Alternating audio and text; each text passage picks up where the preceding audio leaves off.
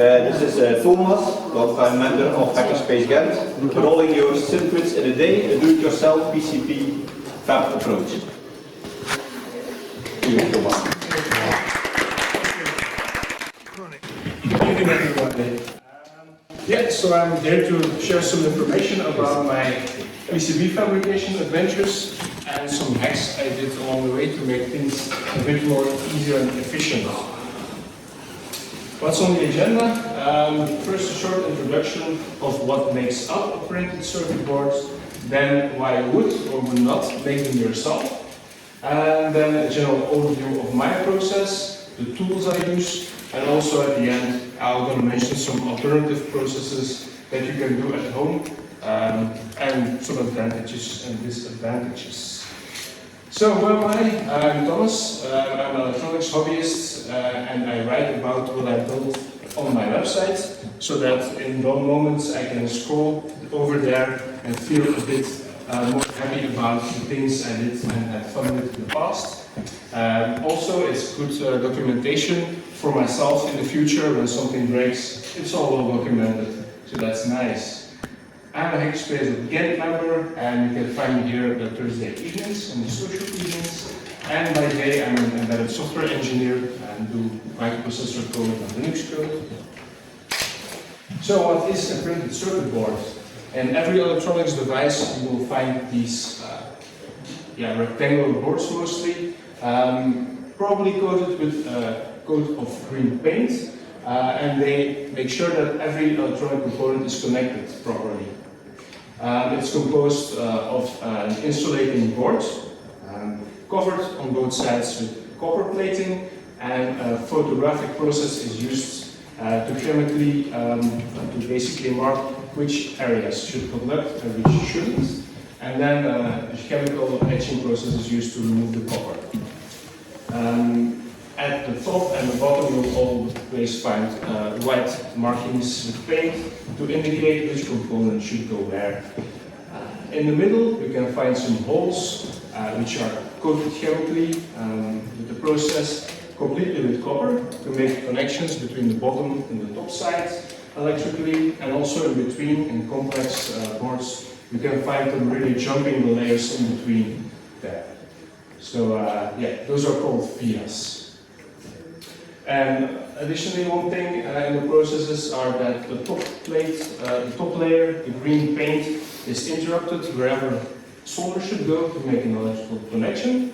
And that's called the solder mask. It protects the copper from corrosion and also acts as an insulating layer. So, why would you do your own circuit boards? There are some prototyping advantages. You can order your board online, but you will always have to wait some days to get the board back from the fab. That way, if you do it yourself, you can more quickly detect the mistakes that you made. Typically, takes a resist slip or something stupid, and then you can just iterate more easily. There's of course the sheer craft of doing it yourself. It's always been a dream of mine to have a well-stocked electronics workshop, a computer with me that I could, in a day, just think of an idea, just design the thing, make a board, get the components from my shelves, and just have a 3D printed enclosure around it, and presto, some electronic contraption that you did completely yourself. Also, it used to be cheaper than fabs. But nowadays, with Chinese board houses, you can just have a board sent to you by mail for next to nothing. Okay, so why would you rather not do it? Well, there are possibly some chemicals involved, unless you opt to CNC cut your PCBs. Those are acids. It's not a real issue if you have a place to do that, and just wear protective glasses and some gloves. Of course, you'll still need to have a bottle with the nasty stuff. Well, it's not that nasty, don't want to scare you out of it really. There's some equipment involved. If you have a workshop and you have a space, you can just have a static setup where you just pour in the etching with it. It's not that hard. Some processes involve some developing steps with photoresist, with coatings, other stuff, and there's some precision and detail required to align all these layers. But with an easy trick that I found online, using a laser engraver, you can skip that and just have a process that just works. I'll get onto that in a second here. Okay, so what do we have? I should probably show you this slide. So we start with a blank piece of copper-coated insulating board. You can buy them cut to size on AliExpress, but yeah, exactly is not really the way they cut their boards. So you probably have to file them a bit square and whatnot, using an iron saw and some files. Or you could use this acrylic cutting knife, which I discovered online. It seems to work fine for cutting, and then you just have to snap the board and file it to make it to the exact dimensions. You start with the bare board. What I did here is I took a piece of cardboard and I used some area feature in my laser cutting tool to create this template with a few holes in a row, so I can just spray paint, basically coat this board, 3 boards in a row. I have a few of those, so I can just paint a few boards, and then they are ready for use. I can just store them and use them. Then, when you basically have this board with this etching mask on it, you can put it in your PCB, in your laser engraver. It doesn't have to be a laser cutter. This is a diode laser, it's 5 watts. It's quite easy to work with. You just make sure that you have a cardboard piece fixed tightly onto your laser bed. And then you just cut out the contours of the board and you place it in there. And then if you have several layers in the design, the other layers just are exactly aligned and you can work from there. So when you engrave the board, you end up with this bare PCB again, with some traces visible already. And now when you put them into the acid will dissolve the exposed copper areas and the rest will stay on there. You can touch up some scratches or whatever with water-resistant markers. And you can even draw stuff on there. So this was like an idea to have my kids like draw some circuit on there. And so yeah, you can do a workshop with that if you want. Just have them do something, then drill the holes and have them solder up their own drawing. That was basically the idea. Didn't do it yet, but yeah, it's something in the pipeline. So when you have that, you put it in a tank. What you see here is an empty vintage tank that was gifted by a guy that runs the Hackerspace here. Thanks, Michael, if you're here, but I don't think he is. There was an air pump included, so from the bottom up there's some air bubbling through that helps agitate the water so that it rubs against the copper a bit frequenter, and then it works better. It also introduces some oxygen. I think it's also good for the etching process. As an etchant, I use sodium perchlorate. I bought it like in a bottle from Hackel. It was quite easy. Half of the 600 grams goes in the tank. It's a bit more than a liter. And yeah, you can just store that liquid if you make sure to minimize the amount of copper that you remove. It's anyway better to do it that way. Yeah, you can store it for years and keep on using it for years. If it happens to be getting less reactive, you can add some H2O2, I don't know the English term, but yeah, hydrogen peroxide. Hydrogen peroxide, right. And it makes it more aggressive. Yeah, that's right. Basically, this stuff doesn't get all that active at room temperature, so I use a cheap AliExpress aquarium heater. I wouldn't trust my house with it, but for occasional use, it's fine, I guess, for euros. After etching, you end up with your design really in copper, right? After etching, it still has the coat of paint that you use as a mask. If you use some isopropyl alcohol, isopropanol, you can just wipe that off and you end up with the bare design in there. If you want to keep it simple, here you see a single-sided SMD design that I did. For blinking a LED, this is already enough. You can just drill a few holes for through-hole components, solder those, and the rest you're already done. Now, if you want to make it more complex, you can easily laser front and back side by just flipping over the board in the same fixture that you have already in the cut cardboard. Repeat the process and etch both sides at the same time. And they'll end up aligned, hopefully, if you do it right. I did some experiments because I wanted to keep the process as simple as possible. So that would mean no UV paints or anything fancy, just spray paint. Now there are disadvantages with spray paint as well, so I ended up not using spray paint for the solder mask. What you see here is I just put some painter's tape over the etched board.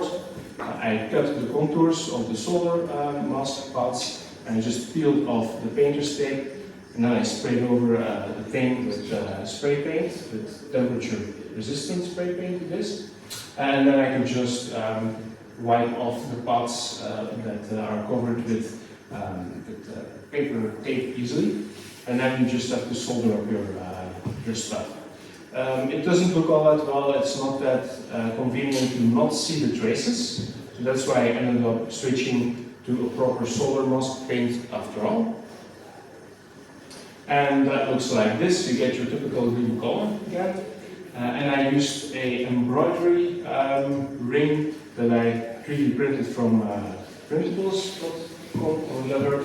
And I bought on AliExpress some real screen mesh that's used for printing on t-shirts or whatever. I bought a big gold fabric of that. I cut a small piece, put it in there. Then the process is quite easy. You just rub some of the UV ink from the little syringe thing you see on the right there onto it. You put some piece of wood onto the board that the height is okay. And then you just rub it with the sponge, the big sponge you see on the right. You rub it onto the board and hopefully it leaves a nice coating. With the syringe of paint that I have right now, it doesn't seem to work that well. I saw YouTubers doing it with a different paint that seems to be a bit more thicker and stick better and give a more even coating. So, waiting for the mailman there.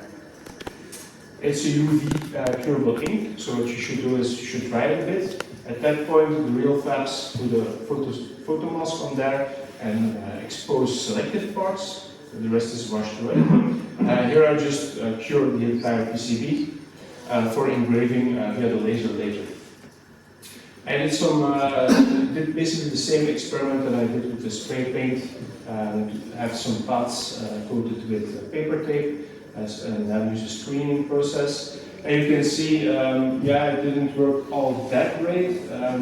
I think in practice, with SMD components, the pieces of tape will be a bit too small, so I guess I'll have to switch to a laser cleaning based approach, which I also tried in the past, but it's a bit more delicate to fine-tune the settings for the laser.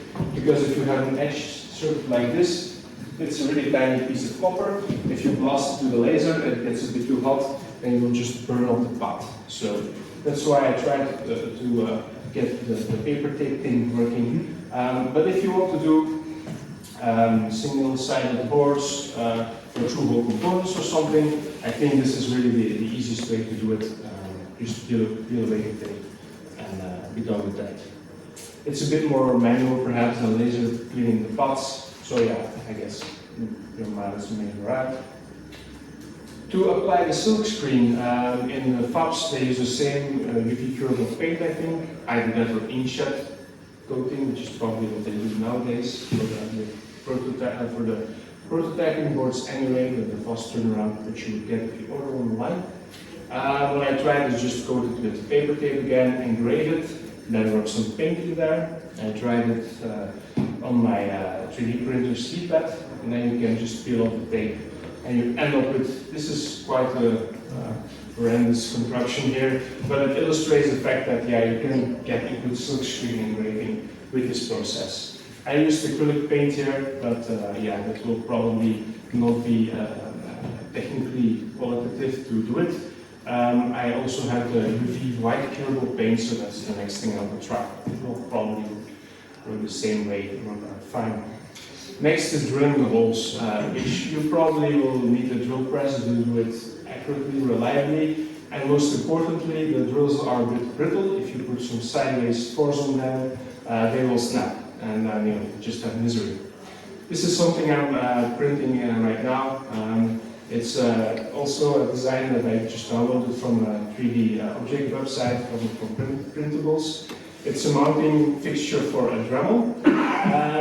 I never used the Dremel actually to drill PCB holes. I'm not sure if it's really a great thing for that. Usually I use a handheld drill that I got from my dad. He bought it probably in the 70s or 80s. That works fine, but I wanted to give this a try. I didn't see much work to print it, so ideally you would use a CNC for drilling holes if you have a lot of them. You just can easily do it. So yeah, I don't know if I really need to go over the process again, but yeah, there's the steps involved. It's quite a long list, but then again, if you're just doing them, the most time-consuming things are probably where you need to wait for the laser engraver to just scan line by line the complete design. Okay, so some details of my setup and how it started. Two of my co-workers bought this Sculpfun S9 laser engraver. It can cut through 10 millimeters of plywood, like balsa plywood, like the light kind of thing, and it has like a 41 centimeter work area, so you can cut quite some big boxes on there, really big boxes. And if you buy it nowadays, it will cost you 190 euros, and an additional 40 euros you have like the air nozzle, the air assist nozzle, which is useful when really cutting through materials. So if you want to cut some boxes and whatnot, yeah, you probably need this.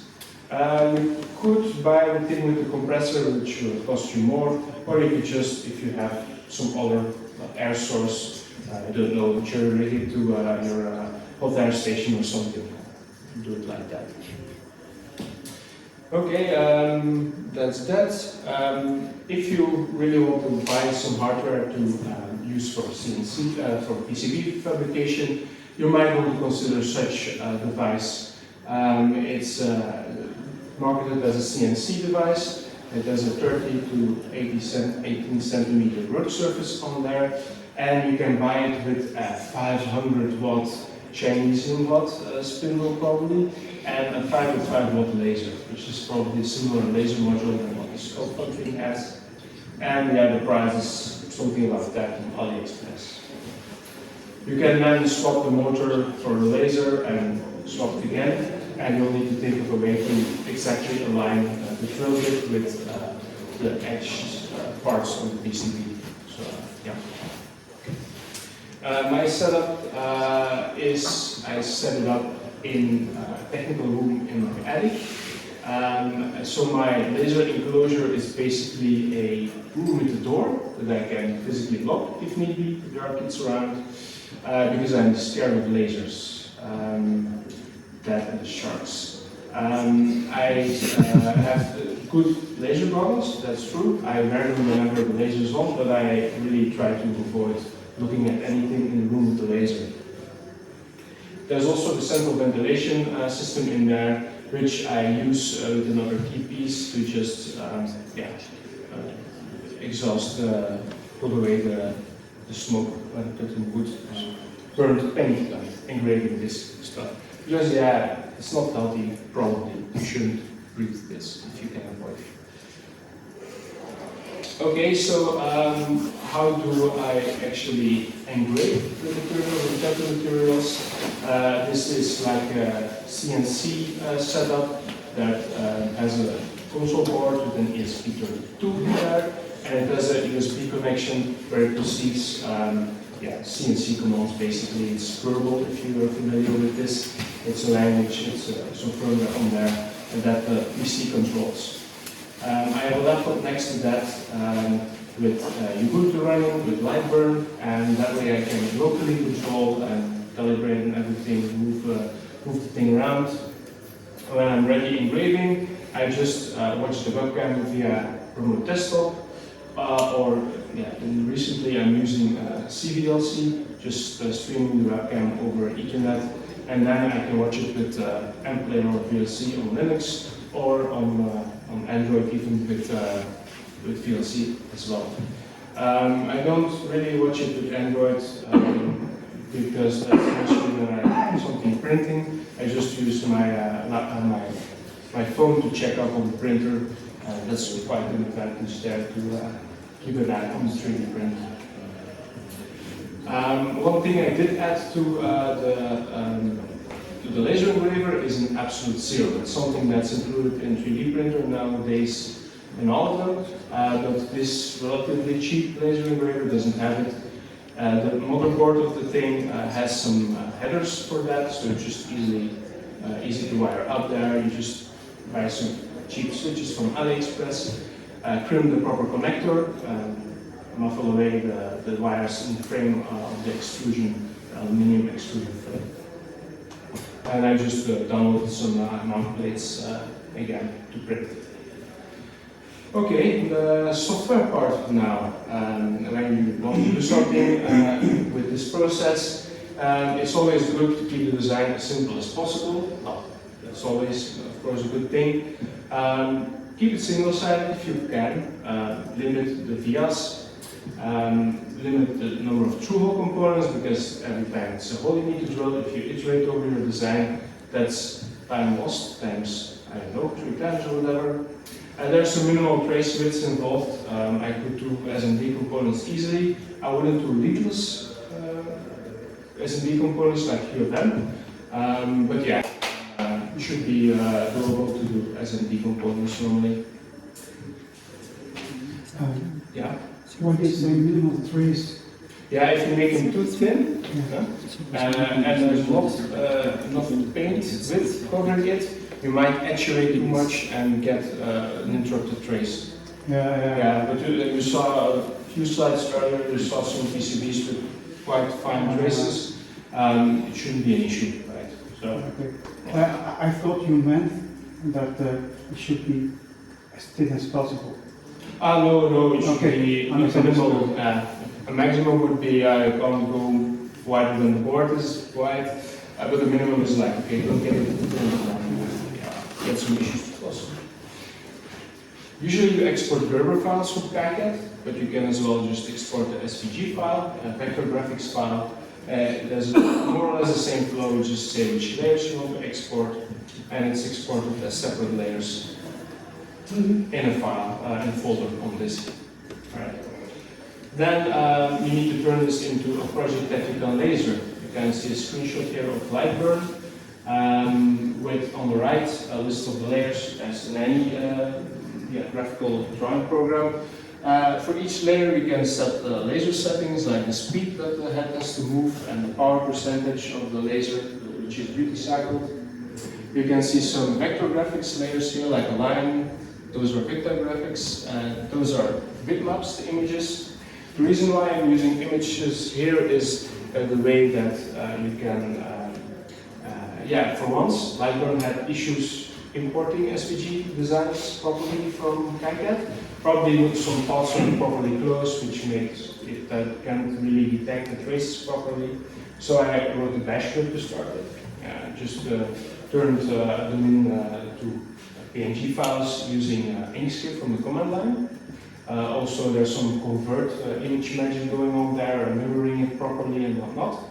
So then I could do it manually into LightBurn. I could add every layer, draw the contours of the PCB manually. And then there's, I don't like doing repetitive stuff. It's nice to have this GUI because, you can more easily sketch things up. You can do that with Inkscape. Is LightBurn open source? No, it's a commercial tool. It's a paid. It's a paid tool. I skipped on that from last slide. I think if you really buy it from the website, it will cost you something like €100, which is like a lot of money. Mm-hmm. They target probably with this people who have a side business, engraving, beer coasters or whatnot in wood with logos and whatnot, keychain hangers. So probably people want to spend money for this. I checked out some other tools and I didn't really like them. If you have some tips for me, let me know. Whatever laser tools you use that are open source, I'd love to know. In this case, I checked out the tool. It's an excellent tool. Qt is cross-platform, and then I bought it and they said, yeah, we're not going to support Linux any longer because it's a lot of support that we need to give to these users because the TTY, whatever. Okay, too bad, and that sucks. I invested in this tool and now, I probably won't get an update ever. But then again, I can use it for now. By then, perhaps some open source tools available. Nice thing about this is that it has a nice XML-based file format. It's quite nice. I opened it up and with a few template things in Python, I could easily import a bitmap into it and have that lasered. So what I did then was take it to the next level, of course. I basically created a Python script that will take this YAML file you see on the left and really turn it into a ready-to-use laser project file. There are lots of details in here that the tool needs. Of course, the area of your board, the offset where you put the workpiece on your laser bed, and then every layer has an entry here. And that's needed because for each layer you want slightly different laser settings, slightly different power setting to cut through the cardboard, which can perhaps go faster. The copper needs some mirroring there. Also, it's a bitmap, so for each bitmap you have some settings that the tool uses to treat this, this image really. There's some scanning involved. If I use bidirectional scanning, which saves movements, because you don't need to return to the left again, then I see some image malforming there. So those are all things I otherwise would need to set manually per layer. So this tool basically does that for me. Those few things work with the help of Copilot. But it's nice to come up with something for this quickly, really. So I'm basically at the end of my talk now. I seem to have done a good job talking non-stop for 28 minutes. I managed to say everything I wanted to say. But of course, there's this way of doing it. There are alternative ways of doing it. CNC milling may look like an interesting way to do it, but it looks like a lot of manual, delicate settings that need to be tweaked, so I don't like that. People seem to be using their SLA printer to go to a thin layer of resin on the bare board. I don't think that will be that easy to align stuff with, so also it's resins, I don't like the chemicals. We have quite cool fiber lasers nowadays, so if you have a lot of money you can just buy some fiber laser machine, put a bare board in there, it will just zap off the copper and leave you with an engraved board. It's quite cool to watch. Then there are the old school ways of doing it. The most easy way is to just take a blank piece of PCB, put a laser printed mask on there, just a piece of paper with laser printer ink on there, and then use an iron to melt the toner away again, and then you can soak the paper in water and just rub away the paper, and you will be left with a piece of copper with a nicely printed toner image on there. So, you need a lot of trial and error because I've done it as well, and with different papers. It's I didn't really like that. Back in the day, I tried that one, and before that, I just had this can of photosensitive spray paint. You just take your bare board, you spray it on. By the way, you can just buy these with the coating on there from the shop. That's more easy to do. But I just you spray paint it, you dry it in an oven, then you use like a transparency film that you print onto. It needs to be properly masking away the UV light, so it's a lot of trial and error in there. Once you get it right, you can develop it with sodium hydroxide, I think it is. Yes. That's also some caustic developing agent. You need to be sure that you don't wash away too much of the protective film, and then again you get to etch it only at that point. So I think with this laser-based process, it's quite a neat way to do it. If you want to do a simple PCB, you can just zap away a single design, drill some holes, etch it, and be done with it. So I think nowadays, if you want to invest a bit of time in it, and if you have a workshop where you can do this kind of stuff, it's really worth setting up a PCB line of your own. So that was my talk. Thank you for listening. I hope you enjoyed.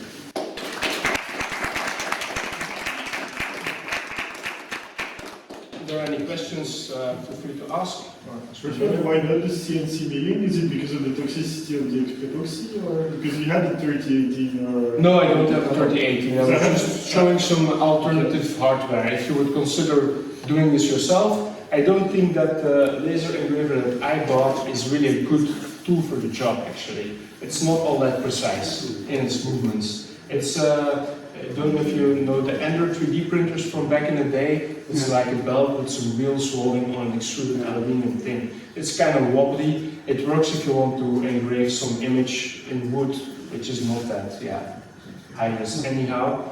But yeah, if you want to do SMDs and whatnot with fine traces, you probably want to buy something that has a more rigid CNC structure of a machine. Because I had a 3018 and I thought about doing CNC milling. But then I'm a bit afraid of the toxicity of the epoxy. Well, I cut the epoxy with the hacksaw, so I'm not really worried about it. I've been doing that since I was a kid. I'm perhaps not the most healthy person, but is it really toxic? Because I think it's fiberglass with some... some people say they developed allergies after so... no, I think you think of resin, right? About... but the circuit board component. FR4 and so. Yeah, but it's more toxic when it's a liquid before it cures, because it's very volatile. But you don't want to get the powder in your lungs. But no, but if you CNC it, then the whole surface is, etched. And so maybe that's, then you might want to add some resin. The resins are indeed, like we said, it's really very dangerous if you are pouring objects into resin. No, sorry, maybe it's not epoxy, the component of the PCB. It's the...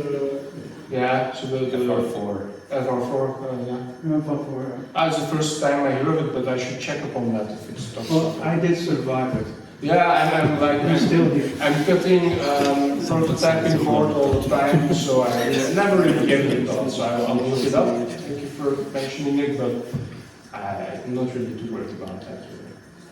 I used to start doing with CNC milling, and after a few tries I stopped because it wears all the tools. You have the price of the tools is quite high, and you can sharpen it yourself, but it's very work intensive. Because it's so small, you have to do it in the right angles and so. And you can do it, but not for fine traces and so. That's a myth.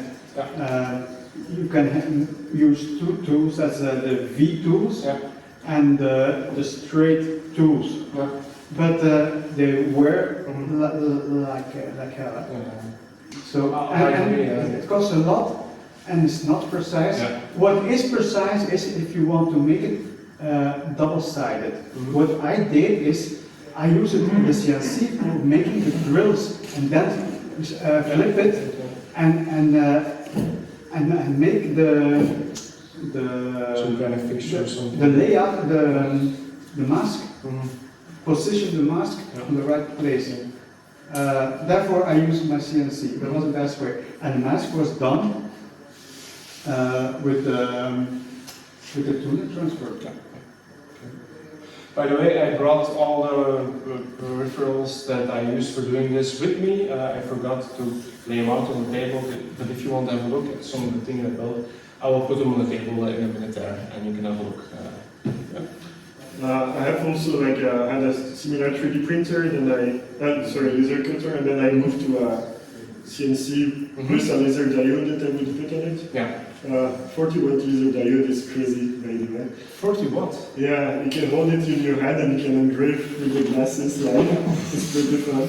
Okay, I'm too scared of lasers to do that kind of thing. And in terms of software, the one that worked the best for me was LaserWeb. LaserWeb, Which I didn't have any update for the last many years, but still the app image worked. Yeah. I hated it because it was like the CPU was constantly using 30% and stuff, but it worked, all open source on Linux. And another one that I used also a bit for CNC and stuff is the repo is called Grid Apps, and it's all web-based except for the part that feeds the G code to the machine. But that is a pretty nice interface. It's a bit more tuned for CNC. Yeah. But it's all open source and most of the user interface is web-based. Yeah, I found one interesting project, some kind of Python GUI thing to turn Gerber files into like laser movements for the GRBL thing. I probably will check up on that, but for now, with my engraver that I have, I think that just linear motions every time scanning the image is the best solution because of the wobbly construction. So I didn't explore that yet. So, Yeah, I'll probably end up doing more electronics projects than figuring out more details about the software. Johannes, who is here, Yeah. he did it with the laser Yeah. many years ago, and it worked fantastically. Okay. So from the copper, right? laser then? With which laser fiber? No, it's not. It was. I don't think it was fiber. It was a strong laser, but still, you could buy it. It's not. It was not too I great. even see people just cutting the board with the laser as well. They probably have to give it a snap, but yeah, it's quite. No, but he was doing just burning the copper layer. Yeah. Of course, if you choose for a layer of 3OC, then it will be difficult. Yeah, the thing is, using acid is still like quite easy way. It's a few minutes in the bath and then the copper comes off. It's quite a clean way to cut the copper. I also have, I think, do have a last slide. Is laser ultra-fast, the same as ultra-fast lasers, like in virtual lasers? Anyway, something I want to check is like, I can just etch copper tape as well, right? So perhaps I can do some multi-layer stuff with that, or put the tape on a 3D printed object. I don't know, I might play around with that. Screen printing also seems nice, so perhaps I should buy some of the paint and print on a t-shirt now that I have a fabric. You can mix up some PCB, colorful PCBs. I have a few colors of UV ink now in my toolbox. And the same for silk screen. If you don't need to have too much issues with that you're using acrylic paint, you can just do any color with that. You use etch copper tape for making. No, I say I have some ideas to explore. I can etch copper tape. I have this copper tape that I use for shielding stuff or whatever. I used it to make some capacitive pads with. So I can just coat that with paint and etch it the same way. Perhaps I could put it on 3D printed components and put them in the laser, engrave it that way. But the multi-layer, it's not. Probably not, no. But you can. I've tried already. Okay. Doesn't work out. Okay. Cool. Right. Yeah, it'd be cool to have some way to have two-sided boards, but having plate through. Yeah, two-hole plating is very hard. It takes a lot of chemical trouble. I'm afraid. But I do have one solution for that. We have these ribbons. Yes. One of those? I actually bought one with me. And you can use a simple tool to punch these. It's called a punch thingy marker. It basically snaps when you push it. and then you just put in the rivet and you push it, and then it snaps. And I have this.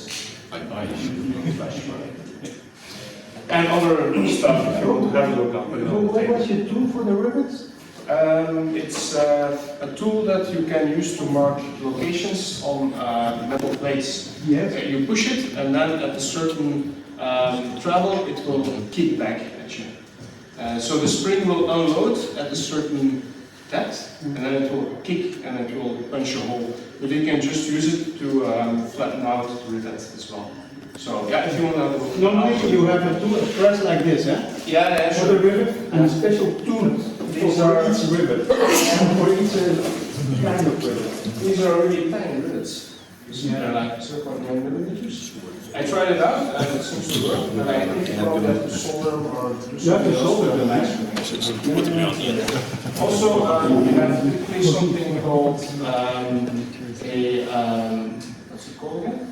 The laser cut metal sheet that you use for your solder paste layer.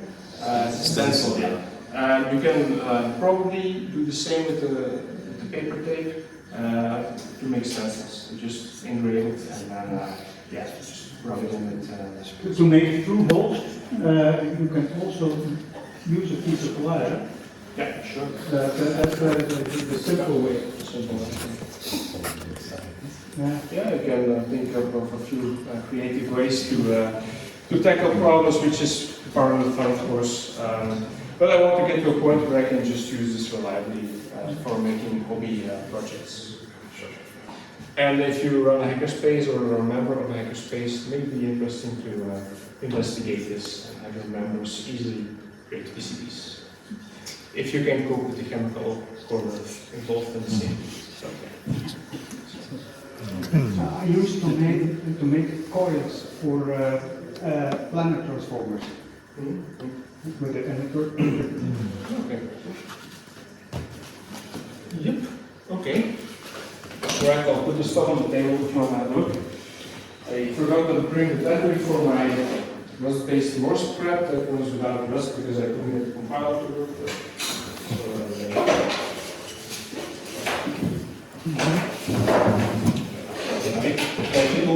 Thank you very much.